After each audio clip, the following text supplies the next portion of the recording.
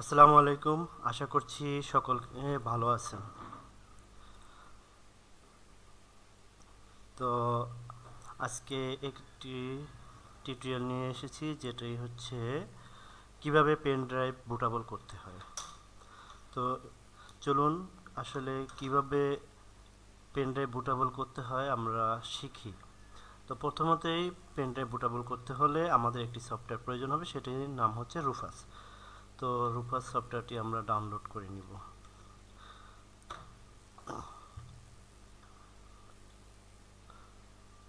তো ব্রাউজারে গিয়ে রুফাস লিখব এবং রুফাস লিখে এখান থেকে আমরা ডাউনলোড করে নিব। এখান থেকে ডাউনলোড করে আমাদের ডাউনলোড করা শেষ। তারপরে আমাদের যে পেন ড্রাইভটি বুটেবল করব সেটি ইউএসবি পোর্টে লাগিয়ে নিব।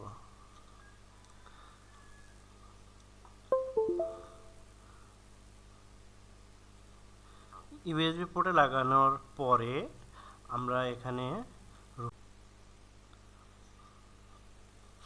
থেকে উইন্ডোজ 10 এর আইএসও ফাইলটি সিলেক্ট করার পরে আমরা এটি দুই ফরম্যাটে করতে পারবো, একটা হচ্ছে এমবিআর এবং একটা হচ্ছে জিপিটি।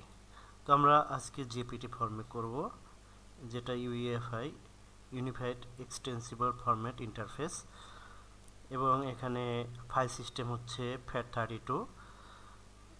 তো এটা সিলেক্ট করার পরে আমরা স্টার্ট বাটনে এখানে স্টার্ট যে মেনুটা আছে এখান থেকে স্টার্ট ক্লিক করে দিব। তো আমাদের এখানে কনফার্মেশন আছে, তো আমরা এখান থেকে ওকে করে দিব। এবং যদি পেন ড্রাইভে গুরুত্বপূর্ণ কিছু থেকে থাকে সেগুলো আগেই ব্যাকআপ নিয়ে নিতে হবে, নচেত এটা ফরম্যাট হয়ে যাবে পেন ড্রাইভের ভিতরে যাই থাকুক না কেন। তো এখান থেকে আমরা ওকে করে দেব।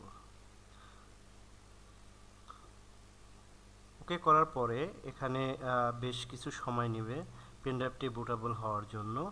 তো ততক্ষণ পর্যন্ত আমাদের একটু অপেক্ষা করতে হবে। এটা পুরো 100% যতক্ষণ না হবে ততক্ষণ পর্যন্ত আমাদের অপেক্ষা করতে হবে। তো আমরা ততক্ষণ পর্যন্ত অপেক্ষা করব যতক্ষণ না উইন্ডোজ পেন ড্রাইভটি বুটেবল না হচ্ছে।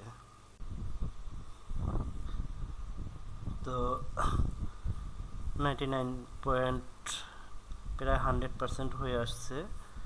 তো আরেকটুখানি ধৈর্য ধরলে হবে। তো এখানে 100% হয়ে গেছে। তো দেখুন এখানে স্ট্যাটাসটা রেডি। তো পেন ড্রাইভটি বুটেবল হয়ে গেছে। এখন আমরা এই বুটেবল পেন ড্রাইভ দিয়ে যে কোনো পিসিতে বা ল্যাপটপে উইন্ডোজ দিতে পারবো, উইন্ডোজ 10। তো এখান থেকে যেহেতু পেন ড্রাইভটি ব্যবহার করার জন্য রেডি, তো এখান থেকে আমাদের ক্লোজ করে দিতে হবে। তো এভাবেই মূলত পেন ড্রাইভ বুটেবল করতে হয়। তো আজকে এ পর্যন্তই। যদি ভিডিওটি ভালো লেগে থাকে তাহলে অবশ্যই আপনারা লাইক কমেন্টস করবেন এবং আপনাদের মূল্যবান মতামত আশা করছি। ধন্যবাদ সকলকে। আসসালামু আলাইকুম।